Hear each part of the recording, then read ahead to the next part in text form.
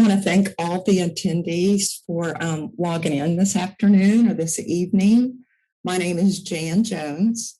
I am the Director of Executive Education for Culverhouse College of Business. This is a new initiative for Culverhouse Executive Ed. It's certificate programs. We are going to be launching cybersecurity first, and then we are going to move on to data analytics and have an executive leadership series. A little bit about me. I joined the University of Alabama in 2000. I came to the college in 2004. And I recently transitioned from Manderson Graduate School of Business, where I spent 11 years as the Director of Specialized Master's Programs. So I'll be the point person as we launch the new initiative, the certificate programs for executive education, and we'll answer any questions that I can administratively. If I can't answer your questions, I will point you in the right direction. But I'm going to give the panelists a chance to introduce themselves. We'll start with Dr. Alan Johnston. Hi, everyone. My name is Alan Johnston. And Jan, thank you for the introduction. A little bit about myself. So my background in cybersecurity in particular comes from a very technical beginning. So I have a background in electrical engineering. And then in about 2006, I decided to start working on a PhD using the background I had in mostly around network security and network operations to start really learning more about it from an academic side. And I joined the University of Alabama in 2017. And since that time, most of my course experience has been in around cybersecurity in the College of Business. And one of the things I tend to focus on now as I've continued to develop and evolve in my scholarship is in the behavioral and human aspects of cybersecurity. So some of the things that I'll talk about in the modules that I hope that you'll join me in participating in will be using some of the most recent research that I'm doing, some of it for National Science Foundation, some of it for various other roles I play as chair of the IFIP working group on behavioral cybersecurity research. And some of the interesting things that I'm dealing with now are around what makes a benign or regular employee become malicious, and what do organizations have to do with that? So anyway, I just wanted to take a minute to introduce myself, and I guess I'll pass it back to you, Jan. Okay. Matthew? Hello, Matthew Hudnall. I'm Assistant Professor in Management Information Systems in the Culverhouse College of Business. And I'm also Deputy Director of the Institute of Data and Analytics, a large data and analytics center at the University of Alabama. And I've been here about 20 years and worked with a number of different centers and groups on campus. And my expertise really centers around software development and data and systems security. So if you're ever fortunate enough to get a speeding ticket in the state of Alabama, Mississippi, Georgia, and a couple other states, it's a nice printed ticket. That's software that my group wrote. We do crash reports, crime reporting software, all sorts of state and federal systems interactions. And naturally, that's a lot of sensitive data. So with that covers lots of security regulations, everything from FBI CJIS security standards to things that involve HIPAA for health privacy data. Lots and lots of different alphabet soups of different data policy security standards is what I like to get involved with. So if you're fortunate enough to take some of my modules, then you'll definitely have good exposure to a lot of data security standards, a lot of cloud-based data security. So we'll be looking at lots of different things related to infrastructure as a service, software as a service, lots of different cloud-based mechanisms. The other thing that I really enjoy working with as well are the kind of attack and defense side of things. So I like to pretend I'm a hacker for a day and take a system and show you all the different ways that you can poke holes and get into the systems, because I think it's critical to understand the security vulnerabilities of a system in order to be able to secure a system. So myself and Dr. Greg Bott, are kind of experts in that realm, and we'll walk you through a number of different modules where we're looking at data security from a attack defense perspective. So that's a little bit about myself, and I really love cybersecurity and looking forward to doing some good things. Thanks. So some general information about this program is it will be 6 modules. It will be 1 week increments, self-paced, with a Friday wrap-up session that will be virtual. So the week will be online, self-paced, with a wrap-up with the instructor for that module on that Friday, with guest speakers, breakout sessions, and just a chance to ask questions of the instructor, share the knowledge, things of that nature. There will be a digital badging awarded for completion of all 6 modules.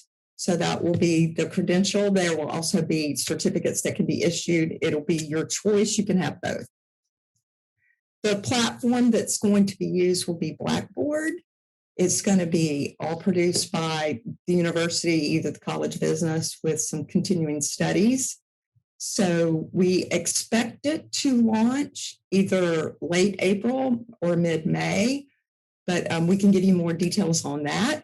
Now I'm gonna let the instructors talk to you about the cybersecurity, the meat of it, because that is their area of expertise.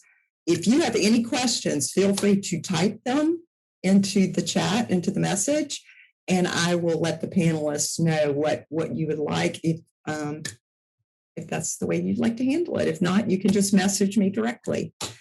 Alan, can you give them some background over the overview of all 6 modules? All right, so an overview. So obviously, with this being a business cybersecurity program, we've designed this program for business professionals. So these can be people who are both non-technical or technical, managers and executives, maybe even people who are already in IT and want to learn more about cybersecurity in particular. And so we want to teach the principles and concepts of cybersecurity in general, but also have a lot of context to it and to the struggles that organizations have with planning to become more cyber resilient.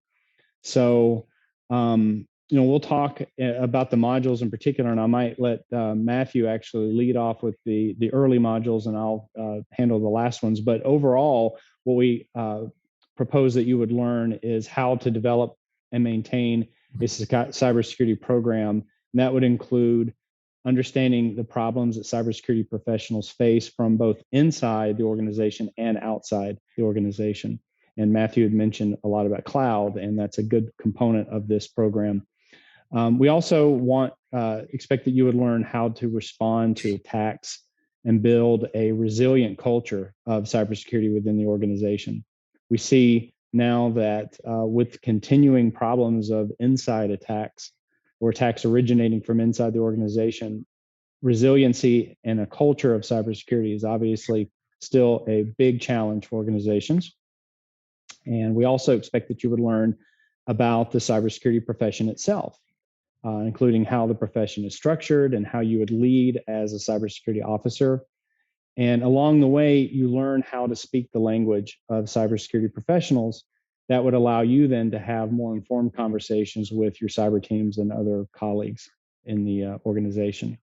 So we approach all of this learning through the support of leading frameworks and standards that are provided by a variety of agencies, including the National Institutes of Standards and Technology, or NIST, ISACA, also the International Organization for Standardization, and the International Electrotechnical Commission, which is the ISO EIC. There are others, but those are just some of the ones that I'm highlighting at this point.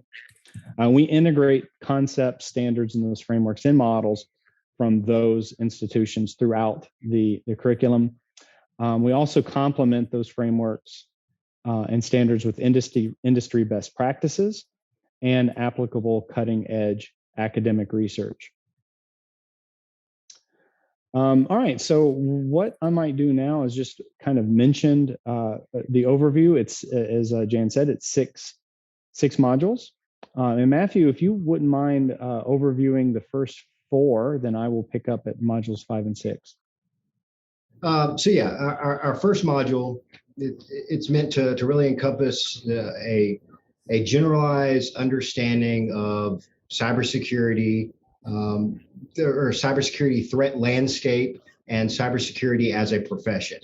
So the idea behind this first module is to sort of level set things for everyone, right? So it's sort of the basic building blocks upon which all the rest of the modules are added on to. So many of you, may already be operating in a cybersecurity career, or have had good exposure towards cybersecurity practices in the past. Well, some of this may be new to you, or it could just be a bit of a refresher. But module 1 is really to focus on that sort of baselining for everyone. So within module 1, we're going to really start out with what kind of the current threat landscape of things looks like. And each cybersecurity professional has their sort of top 10 list of what they view are the largest problems that are impacting companies right now. And I certainly have my list, and some of those that we'll definitely be covering through this course will definitely be ransomware, a lot of social engineering and phishing attacks, which inherently correspond to the ransomware itself. Malware, we'll be looking at distributed denial of service attacks. We'll be looking at cloud vulnerabilities. We'll be looking at concepts like bring your own device, or BYOD, and how that can impact a corporate threat landscape. And depending on your organizations, you may or may not have a large Internet of Things or IoT presence within your network, but we'll be touching on those as well. So sort of a kind of a rundown of what the current threat landscape out there looks like right now. And then we'll be kind of more focusing in on what we consider more advanced threats. So more advanced threats being like your 0-day malware vulnerabilities. So things that may impact an organization that are beyond the scope of what's been commonly termed in the past as what script kiddies could do, right? So you're looking at advanced, malware and things like that, and how you need to design a multi-tiered network to reduce your threat vulnerability for attacks like that. And then we'll shift gears a little bit within the end of the first module to really focus on cybersecurity as a profession. So we really want to kind of express and convey the different types of job roles and duties, and what those expectations and what stressors may focus on the different job roles, what turnover sort of looks like within that profession. So kind of looking at cybersecurity as a profession as a whole. So that kind of rounds out what we're looking to cover within our first module. Then we'll transition over to our second module, which is developing and maintaining a cybersecurity program. And we'll look at lots of different things within that module. So we'll look at planning and governance. We'll look at roles and responsibilities of individuals and organizational divisions, because you might have, your IT might be, separate than your risk management side of things, depending on how your organization is structured, and those roles and responsibilities, and where the overlap of the Venn diagram happens for cybersecurity within an organization. It's going to differ depending on how the organization is structured. Then we'll transition to a little bit to talk about cybersecurity infrastructure preparedness. And there's a lot of things that focus on the risk management and risk mitigation side of things. And, obviously your best practices, such as multi-factor authentication, having good backups, all that, will be touched on. But, that provides a good base level of what a good cybersecurity infrastructure preparedness program should really look like. And then we'll look at more ongoing long-term processes, such as your proactive or your protective technologies and your monitoring tools that exist within cybersecurity environments to ensure that no network is ever secure, right? But what are some best practices to reduce the vulnerability as much as possible within a network, and what sort of proactive technologies can be deployed within a network to reduce the threat mitigation profile, as much as possible. So then within module 3, we focus on, okay, you prepared all that you could within an organization. You had good policies, you had good procedures, but inevitably some sort of attack happens. So module 3 really focuses on the attack response side of things. So the first part of that, we look at the detection and verification of the actual attack itself. Then we transition over to look at the scope, the mitigation, and reporting responsibilities, which may vary greatly depending on what sort of regulations that your particular organization is governed by. So we'll cover a lot of that within that module. And then we'll transition on after you've determined the scope and mitigation and whatever reporting requirements that you have. We'll transition over to the remediation side of things, actually removing whatever threat that was exposed to the network, whether it be restoring from backups or running antivirus or lots of different things we can look at there from the remediation side of things. And then the next step after that will be communicating both internally and externally within an organization, depending on what your constituent base looks like. And there may be other statutory responsibilities related to the communication of an attack happening, depending on what records were touched, what data was exposed, that sort of side of things. So then finally within module 3, we're going to kind of round it out with a hyper-focused ransomware readiness section within module 3, because that is such a large scale and common threat that all organizations are really facing right now. So we're going to do a specific ransomware piece for that. And then within module 4, that's sort of it's one of the big passions of mine. That's securing the cloud is our module 4. So we're going to look at things like infrastructure as a service, software as a service. We'll look at platform as a service. So those are kind of 3 big flavors of the cloud world as it exists right now. And we'll kind of dive in and look at the pros, cons of each one of those. So from both a cost benefit perspective, as well as a network infrastructure and resilience side of things. And then we'll also look at, from the cloud security side of things, what sort of added security layers do you get by moving things to the cloud, but also what does your increased security vulnerability profile look like now that you have either your entire organization or portions of your organization in a cloud-based environment. So that's kind of what the first 4 of our modules look like. And I guess I'll pass the mic back to Alan to talk about the later 2. Thank you, Matthew.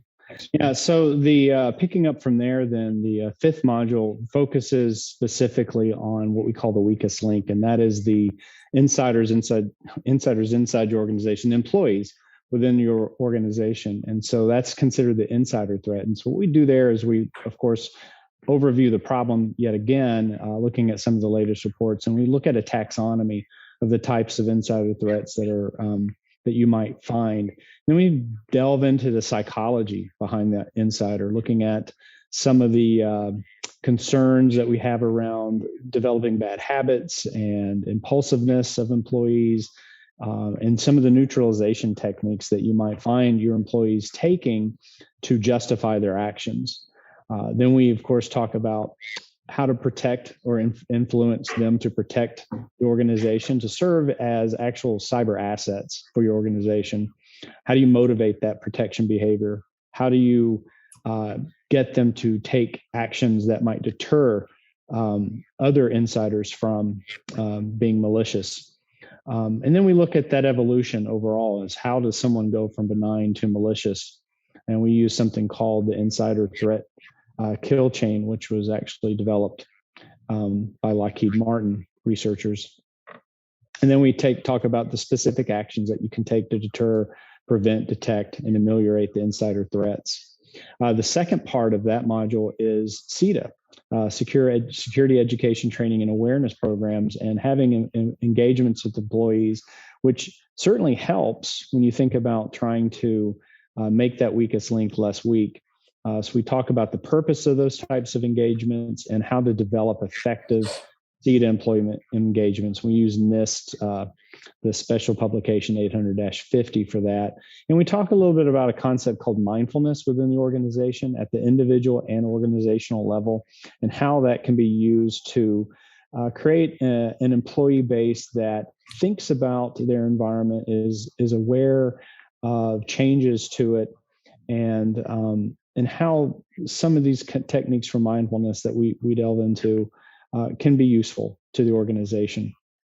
And then we wrap up that module with a best practices and early warnings panel, where we'll have some practicing executives in cybersecurity talk about some of the things they're doing within their own organizations in terms of best practices for dealing with that insider threat, and some of the things they've seen that might constitute early warnings and what they can do about it.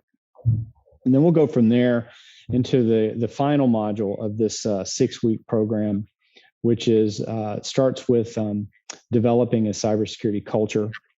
That's actually what the overall module is about. We start with frameworks and models that have been proven to be effective in helping organizations develop an effective, resilient culture of cybersecurity. So we look at various models, various frameworks. Then we talk about leadership within that space. How do executives in cybersecurity, particularly the CISOs or CSOs, help the organizations to define what constitutes a good cybersecurity culture and how to develop it, and then how to implement and maintain it. And then we'll, just like we did the previous module, we'll wrap that up with another panel of cybersecurity professionals that are practicing good cybersecurity culture. We would say that they come from what we call HROs, or high resilient organizations, high reliability organizations. They're also called that. And what they do in terms of cultivating a culture of security within their employee base that's effective. And that's, I think, the overview of all 6 modules. And I noticed that we had a question, I think earlier. We do. Why don't we let Greg chime in? Let's do that. I apologize.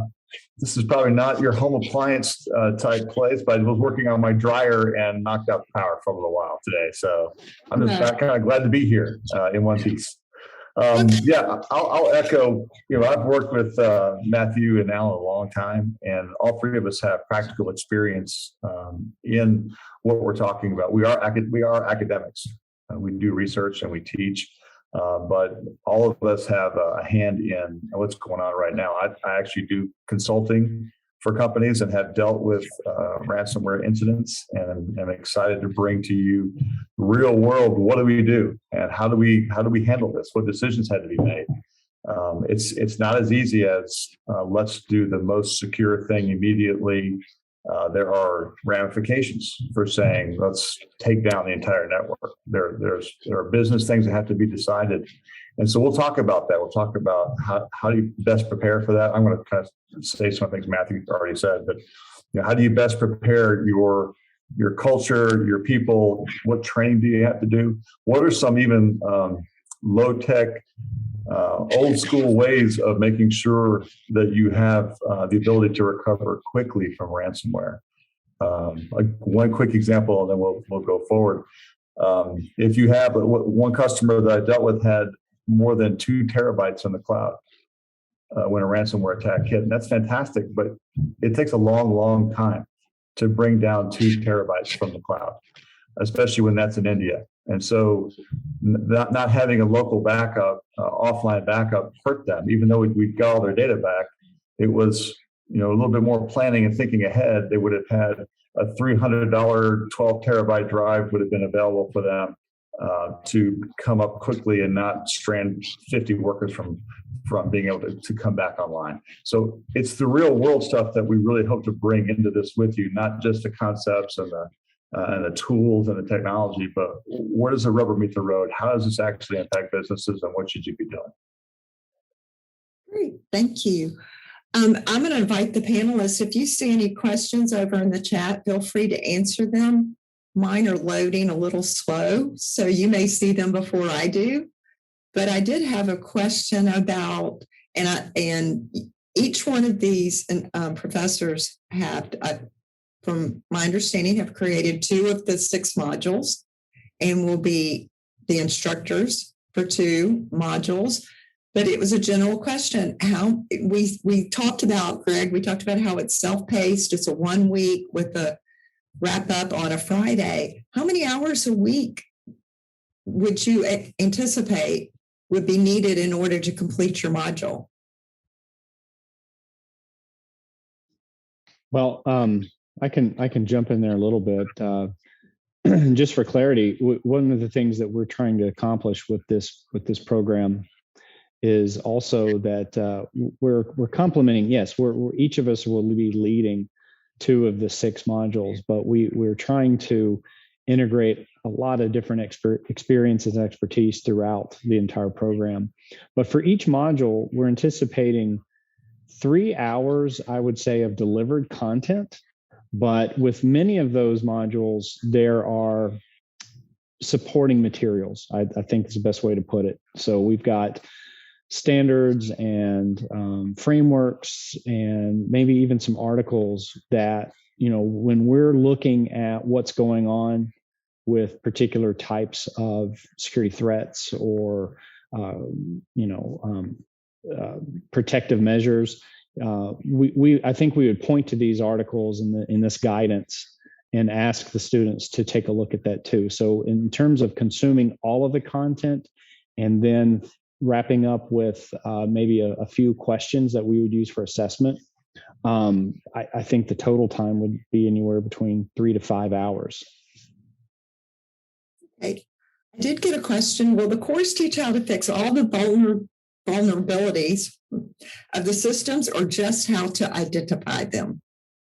Well, I can take that one. We won't be able to teach you to fix all vulnerabilities, but we'll teach you how to find vulnerabilities and how to go about building a process and a practice for that. Vulnerabilities are happening all the time. There's large databases of vulnerabilities that will be happening even as we're on this call. New ones will be popping up. But we'll show you how to find, a database of those, ways to mitigate that, tools to find them in a monitoring type situation. So it's more of a kind of a teach you how to fish than to give you a fish in this, in that particular instance, so that you'll have the skill set and you'll know where to find tools to find the vulnerabilities, if that makes sense. I always joke that the only way to really secure a network is to remove all the humans from it, unplug the machines, and even then maybe lock the machines inside of a safe, right?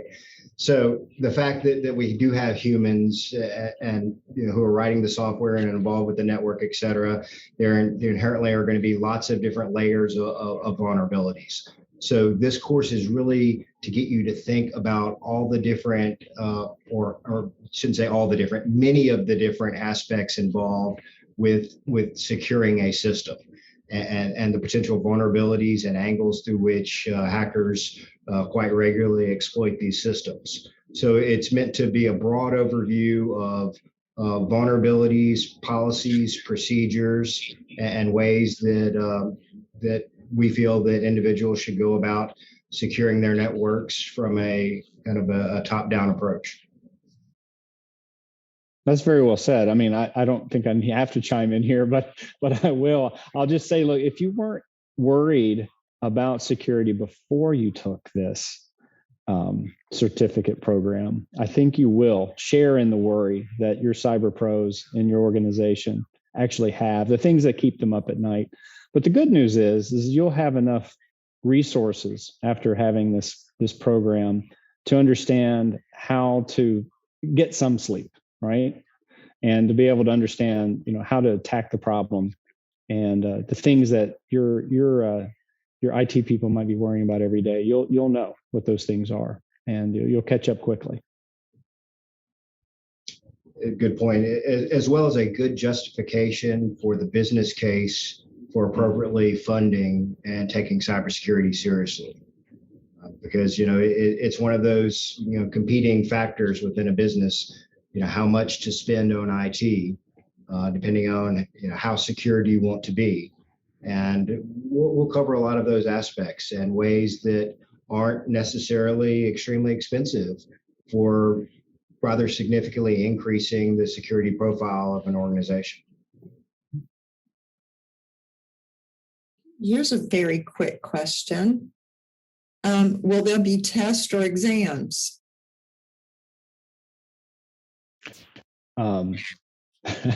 I'll try this one first too. What we plan to do is just do some simple, I wouldn't even call them assessments, but they're really more of, did you capture the main ideas type questions.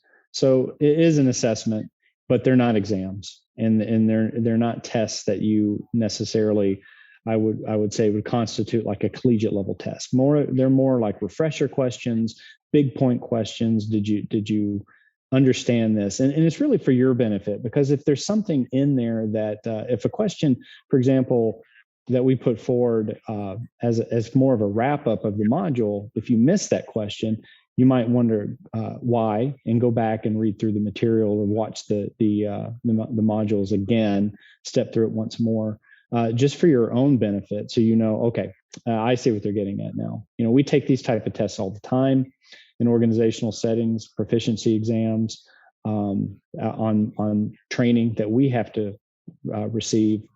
It's really nothing more than that. I think I'd add piggyback on that, Alan, that this is not a grade if that's where the question was leading. It's more assurance of learning, quick assessment at the end, like Alan said, just to make sure that all the topics, you have a very good understanding of what we were trying to convey over the week, but it's not a pass fail or any type of grading, because this is a certificate program. It's not a degree program. Then this is a question for CPAs. Will CPE certificates be available? And Gary, I'll have to get back with you on that. I'm not quite sure, and maybe one of the other panelists knows. I'm not sure what the CPA for the CPE continuing education credits, what their qualifications will be, whether or not they would let our certificate program in cybersecurity count towards it. I can check into it though for you. Do any of you guys know? Well, I can say I've done much less than this, and it count as CPE for CPAs, if that helps.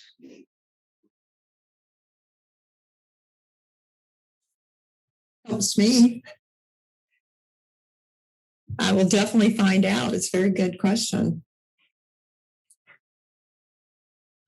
He's adding on. Are you talking about our student investor conference provides CPE certificates? So we'll definitely be checking into that, Gary. We'll be giving a follow-up to this info session. Any questions that come in late, I'm checking my email since the chat's working a little wonky for me. But and we'll do a follow-up session for any questions that we're not able to answer tonight. I have another one for you guys. Just came over email. Is the program 6 continuous weeks? I guess that's more for me as much as it is for you guys. Yes, it is. It will be 6 continuous weeks. And Jan, there's another question. I don't know if you saw it about, are the classes recorded in case someone misses a class? Well, the whole module is self-paced up until that Friday, and that would be virtual, and we could record it. I see no reason why we couldn't, and make it available for anyone who's not able to attend that day. But it would be a really great opportunity. I think that was Mark that asked that question, because the intent is to also take you, all the participants, and maybe assign you into some breakout rooms and let you chat and see what you're experiencing and see what you learn and see if you can learn from each other before we come back as a group. But if you're not able to meet it, the parts that can be recorded could be available to you. Yes. So self-paced. This is for the panelists. 1 week duration. Will you be available to answer questions? What's the availability for the instructor's time before the Friday breakout session? Oh, certainly. I think, I think my rule is I try to respond to any communication within 24 hours. And so certainly. Yeah, same here. I'm overwhelmingly addicted to my email. So if I get an email that comes in even late at night, then I tend to unfortunately respond. Same for me. One more question, and you may have addressed this, Alan, and I missed it. What interact with cybersecurity professionals? I believe in your description of the modules. Could you expound on that just a little bit? Sure. Well, at least 2 of the modules, and it depends on as we continue to prep this and get it ready for the rollout. At least 2 of the modules will end with actually a panel conversation with the students and panelists that are acting cybersecurity executives. And so it's a Q&A session, honestly. And so part of what we're doing is we're reinforcing the concepts from the modules and asking them in a way where the panelists can share their experiences with those concepts. And part of it's also to ask them questions that might be related to these professionals. They've been doing this for their entire career to get to the point where they are. And they've seen things that maybe haven't been reported or written that would be very interesting. And so that's the interaction that we hope to have. I'd say this about that too. One of the benefits of this program is that we do at University of Alabama have access to a very large alumni base of many, many successful people. And having their insights and their experiences and sharing those experiences with us in the programs like this is invaluable. And so we want to tap into that. We plan to tap into that. And that's not in just those panels, but you'll see it reflected also throughout the entire modules, all the modules, I should say. Greg, Matthew, you have anything to add?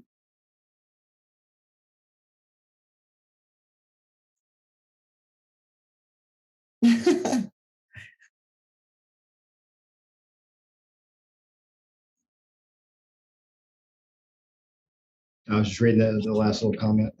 Me too. You got a smiley face. From a data analytics standpoint, he'd like to understand how this intercepts. Thank you for the clear explanation of the program's didactic. Can you see that, Matthew? Yes. Sorry, I just had to scroll down. Yeah. So inherently with a when you're securing a network, you're securing the data within that network, right? So from the data analytics side of things, which is my other hat that I wear around here, especially from the policies that govern data, the different federal regulations, like I alluded to a little bit earlier, like HIPAA and things like that. There are certain network designs and considerations that have to take place in order for data to be appropriately isolated and segregated to conform with a lot of those federal and even in some case international regulations. If you look at like GDPR, for example. So we'll be touching on some of those throughout the course.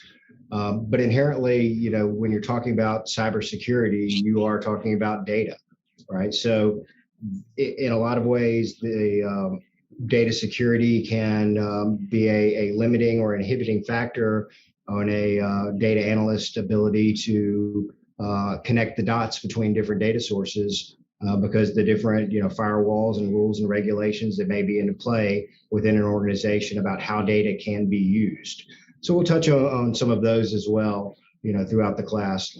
But for the most part, this class is primarily focused on policies and procedures, the human element side of things, the infrastructure within an organization, and how inherently the data that's protected by all those security policies, procedures, and infrastructure are then, I guess, ultimately secured so that an organization is protected as possible. So, we'll touch on data analytics, but much more so on the data security side of things versus the analysis side of things. Any additional questions? Gary, I have to tell you that Greg was right on it. He sent me a link about CPE, and I will be looking into that tomorrow. So all of you be on the lookout as we get additional information on the website. But on the follow-up, I will make sure that we get that kind of information available to you, as specifically, Gary. Anyone else who's interested, any of you can email me even after the session's over. If I don't have the answer, the administrative side, I'm fine with. But if I don't have an answer, I will get you to the right person, and they will be able to answer any questions about the content or what you can expect. If you have any other questions, we are sitting here and we are willing to answer anything you throw at us.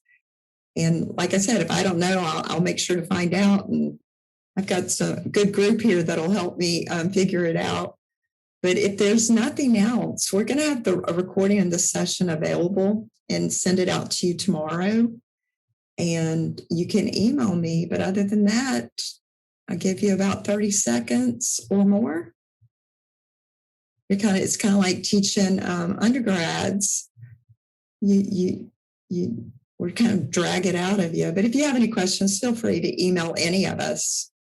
You can find Dr. Johnston, Matt, Matthew, Greg, Ellen, all of their emails on the Culverhouse website, the directory culverhouse.ua.edu. Mine is J. Jones, so simple, at Culverhouse or CBA. Some of us have been here so long, we're still so used to saying cba.ua.edu. But otherwise, we wish you a really good evening, and we appreciate you taking the time to join us tonight.